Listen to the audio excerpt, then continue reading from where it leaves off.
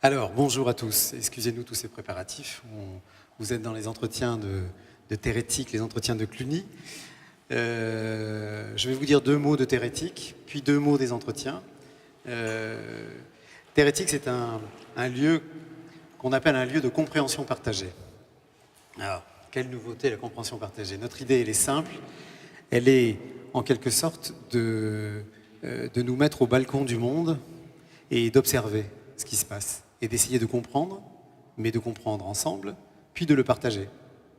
C'est une idée simple, mais qui nous paraît essentielle, c'est-à-dire de nous tenir au réel et, au fond, d'échanger sur ce que nous voyons de ce réel. Alors, quel est le thème de Thérétique? Le thème de Thérétique, c'est l'alimentation. Comment l'humanité s'alimentera-t-elle demain? C'est notre question centrale. Nous partons d'un constat, c'est que nous sommes dans une sorte d'époque de dislocation, probablement transitoire, mais de dislocation. Transitoire, ça personne ne le sait.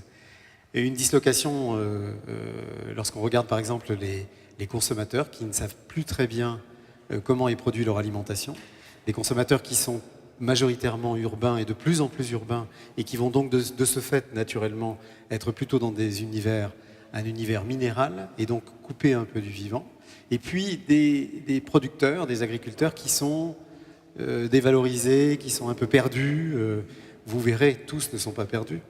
Mais dans une époque qui est un peu difficile pour eux. C'est-à-dire que entre la période des années 50 où ils ont entrepris une immense révolution et qui a été un véritable succès, les solutions d'hier sont devenues les problèmes d'aujourd'hui et les agriculteurs sont confrontés à ça et à la nécessité d'une métamorphose, mais ils sont aussi confrontés au fait que leur image, même si on aime bien les agriculteurs d'hier ou d'avant-hier, on a du mal à aimer vraiment les agriculteurs d'aujourd'hui. Et eux le sentent, le savent.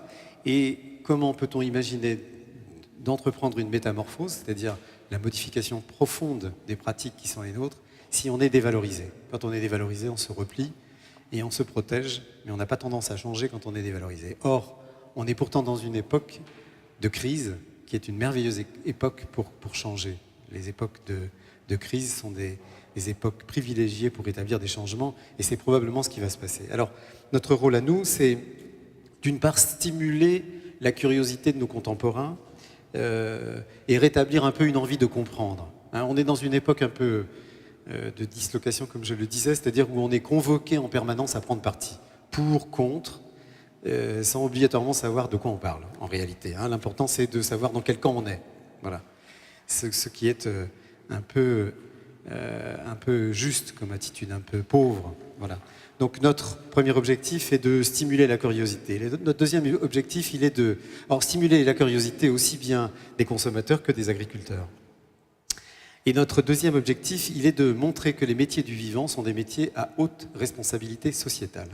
C'est-à-dire que là se posent des questions qui sont des questions absolument fondatrices pour l'avenir de l'humanité. D'une part, parce que la question agricole est une question fondatrice. Vous pouvez avoir tous les droits humains que vous voulez. Si vous n'avez pas le droit de vous alimenter, l'affaire s'arrête assez vite, en général. La deuxième, c'est que là où sont les agriculteurs, ils vont devoir faire quelque chose qui va se poser au siècle qui est le nôtre et au suivant, qui est d'établir une nouvelle alchimie entre l'intérêt particulier et l'intérêt général. Vous avez là des gens qui exercent une activité privée sur un patrimoine commun de l'humanité. Or ça, c'est ce que nous avons à apprendre, c'est-à-dire redéfinir ce qu'est le bien commun. Et là, les agriculteurs, ces gens qui sont les plus critiqués aujourd'hui, notamment dans les sociétés qui sont les nôtres, mais encore plus au sud, dans les sociétés pauvres, ces gens-là vont devoir opérer cette métamorphose et opérer cette expérimentation, j'allais dire, qui est comment allons-nous entreprendre d'avoir des activités privées sur un patrimoine commun de l'humanité. Voilà. Alors, les entretiens. Vous êtes très peu nombreux, vous l'avez vu. On a sélectionné un certain nombre, on a limité les invitations. Vous êtes donc privilégiés. En même temps, ça va être très frustrant puisque vous allez être contraints au silence. Notre idée, c'est plutôt que d'essayer de remplir des salles de colloques où on ne voit que les gens qu'en général on rencontre d'une manière générale assez souvent. Donc ceux peut-être qui en ont le moins besoin. On s'est dit, on va faire dans un lieu un peu sacré, je vous dirai pourquoi. On va faire des entretiens qu'on va pouvoir filmer et diffuser au plus grand nombre possible. Donc notre objectif, c'est filmer, diffuser. En fait, nous sommes des passeurs. On va créer des rencontres et faire en sorte que la plupart des gens qu'on pourra contacter par la diffusion puissent rencontrer les gens qui sont là.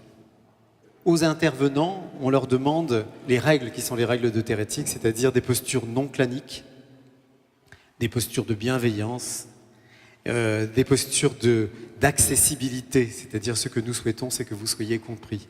Évidemment, les gens qui sont là, tous sans exception, sont des gens dont les qualités scientifiques ou les qualités humaines, et les deux, autorisent à ça sans aucune difficulté. Et c'est pour ça que nous avons commencé les entretiens avec vous, et je vous remercie d'être là. Voilà. On avait failli appeler ça les entretiens sacrés. L'idée, c'est que le lieu l'est, cette façon qu'on va avoir d'assister sans participer directement l'est un peu aussi. Et puis, la question agricole, la question des cutéreux, comme on dit, c'est une question qui, au fond, est commune à l'ensemble de l'humanité parce que l'histoire des agriculteurs, c'est l'histoire de l'humanité qui assure sa survie depuis la nuit des temps et qui est confrontée à ça. Et donc, de fait, de ce point de vue-là, de notre point de vue, la question agricole est une question profondément existentielle, profondément philosophique, profondément politique et technique, et profondément spirituelle au sens le plus large du terme. Voilà, c'est un peu à ça qu'on veut vous amener en entendant les échanges qui vont avoir lieu là.